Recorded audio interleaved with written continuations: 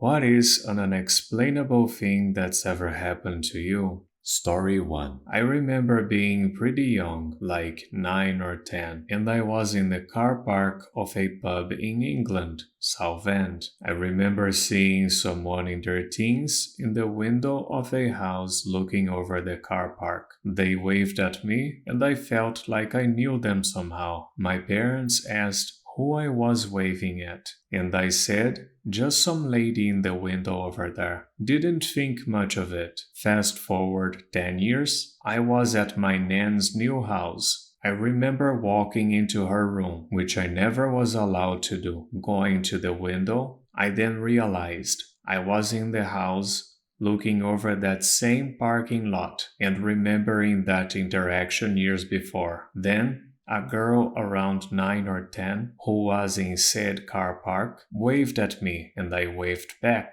I felt like I knew her, could not explain it, and have never told anyone about it. It freaked me out. Story 2. Weird but happy. About 5 years ago, in November, we lost our family dog to a disease. She was the dog my children grew up with, loved by all. At the next Christmas, at the end of the day of gifts, food, and family, as I was picking up, I found a tiny pewter dog figurine sitting on the mantel. I asked everyone who had been at the house that day if they left it. No one had. Okay, weird, but took it as a good omen. When my eldest went back to college at the end of that Christmas break, he asked if he could take the little figurine to remember his dog. Of course I said yes. A week or two later, picking up around the house, there was the figurine again. I called my son and said, "You forgot the dog figurine." He said, "No, I didn't.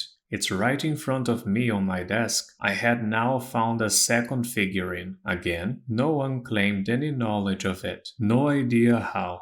But I still have the two of them tucked away on a shelf to this day. Story 3. This has happened around 1991. It's the middle of the night. I am standing in my sister's living room, and it must be a full moon, because even though it's around 1 a.m. and the lights are off, I can see clearly. There's a mixing bowl with popcorn kernels in the bottom, on the floor, in front of the TV, and some rental VHS in a pile nearby. I hear a noise and turn around to see my sister's normally very friendly Labrador Retriever, looking like Cujo, fangs bared, snarling, hackles raised. Suddenly, there's a bright flash of light, and I wake up like I hit the bed from a great height. I think, that was a weird dream. Eventually I fell back to sleep, and in the morning I call my sister, planning to tell her the story, but she preempts me by telling me about the weird thing that happened in the night.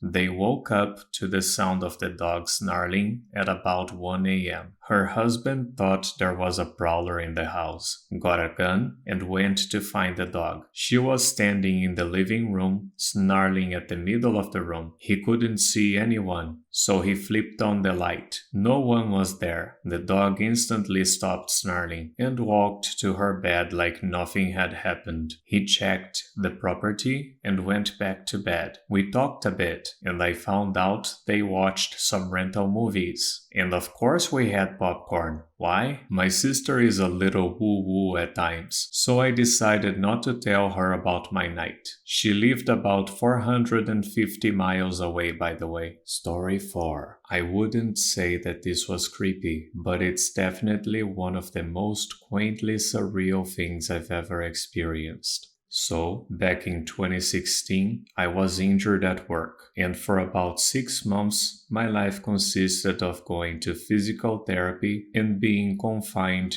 to bed until I could walk again. With that in mind, I had a lot of time to read books. One of the books that I was reading was Ex-Heroes by Peter Clines. Now, I don't know about anyone else, but when I read a book, I like to cast the characters in my head, coming up with how they look. One of the minor characters in this book was named Ilya, and because I know someone named Ilya, and because the book is set in Los Angeles where I live, the Ilya in the book became the Ilya that I knew in my imagination. But then, something strange started to happen. The Ilya in the book made specific references to movies like Aliens. A movie which the Ilya I know is a huge fan of. The Ilya in the book was a big fan of many other things that the Ilya that I know is. Put into words, these details seem slim, but there was something so strange about the character in this book that I eventually reached out to the Ilya that I knew to ask about it. Turns out that Ilya knows the author Peter Clines, who had put him in the book. What are the odds that I would choose to buy a random book with a story that takes place essentially on my street in Los Angeles and features someone I know in real life as a minor character? That blew my mind, and it's easily one of the most surreal experiences I've had. Story 5. I saw it. I lived it. Either it was another world with a version of me that died I saw, or I'm going crazy, but I died.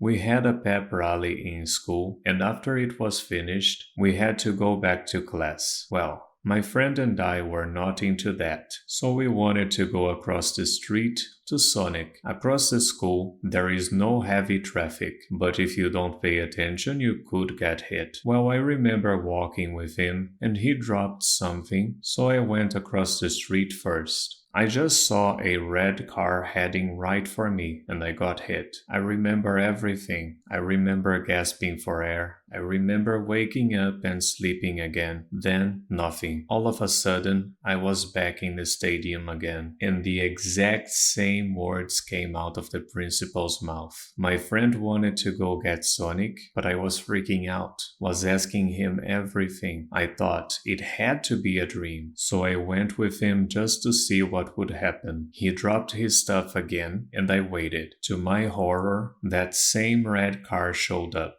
I told him that I am going back to school and I ain't dying again. I can still see the other version of me on that street, just messed up, not even moving. Story 6. One day when I was about 8, I didn't go to school because I was sick. My friend was supposed to bring me homework, etc., but he never came. That night I had a dream. I was with my friend at a playground next to our school and we were talking. Then he told me that he is safe and it didn't hurt when that car hit him. The next day, my mother wanted to talk to me about that situation, and she asked if I wanted to know what happened. I told her that I know everything because my friend told me. She thought that my granddad told me, but he did not. He said that he did not want to tell me without her knowing it. That night, I had a dream again, and I was talking to him again. We were playing and having fun, and he told me that he really had to go, and we won't see each other ever again. The next day was his funeral, and I really haven't had a dream about him ever since. Story 7. Might get buried, but oh well. When I played baseball as a kid, they were handing out the trophies at the end of the season. They called out the names of the kids while we received our trophies. There happened to be a kid with the same name as me. We met after the ceremony because it was weird, since our last name isn't a very common one. We had the same birthday and everything. We looked alike. Both our dads were named Derek, and both our sisters were named Lily. As a kid, I found it cool. As an adult, I find it cool and also disturbing. Story 8. This summer, I bought my girlfriend a last-minute birthday trip to go kayaking around the San Juan Islands off the Washington state coast. After a long drive and ferry trip, we found a tour group of about 20 people and were then shuffled into a shuttle van for a ride to the beach. Now, my girlfriend has a unique name similar to the name of a famous painter. Let's say it's Rebecca Warhol just for fun. It's not. She is a little ray of sunshine and started chatting with the middle-aged woman sitting next to her on the shuttle as we waited to leave. The woman noted that she always loved the name Rebecca, as it was her mother's name. They made pleasant small talk in the van until the tour guide passed around the sign-in sheet for all of us to fill out. That's when things got strange. My girlfriend wrote her full name on the sheet and passed it on to the woman, who immediately shouted, "Oh my god," and started crying. After a few minutes of total confusion, she told us that Rebecca Warhol was her mother's full name, and these islands were her favorite place in the world. She passed away this summer, and they traveled hundreds of miles to spread her ashes there. We were stunned. I literally picked a random date, time, and tour company, and then we were split into the same group as this woman, and my girlfriend was sitting right next to her on the shuttle. What? She continued by saying, "My daughter told us that Nina Rebecca would be with us on this trip, and I didn't believe it until now. It was the most unbelievable coincidence we had ever experienced, and has totally convinced me that there's more to this world than we think. As my brother later said, the universe winked at us that day." Story 9. I've posted this before. 2 days after one of my closest, dearest friends passed away, we were semi-expecting it after he was in a terrible accident.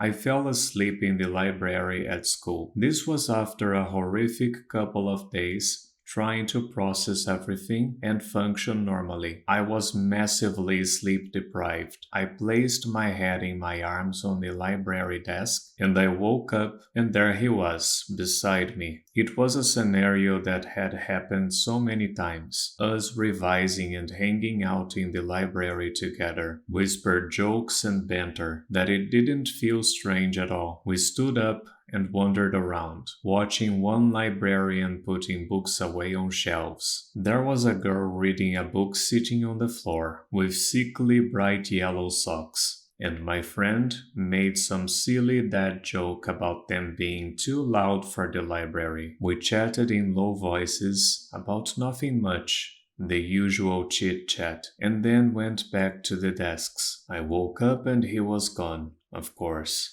I was startled but weirdly euphoric. I went over to the same set of shelves and had déjà vu. Saw the same librarian putting away the books and the same girl with yellow socks still there sitting on the floor reading. I swear to this day I hadn't seen them before I went to sleep. I like to think it was his way of saying goodbye. It helped me immensely, even though I know it was probably just a dream. But the socks thing has always stuck with me, and anytime I see a pair of loud yellow socks, not very often, I think of him and our final chat. Thank you so much for watching. Don't forget to like, subscribe, and activate the bell button to receive notifications to my latest videos.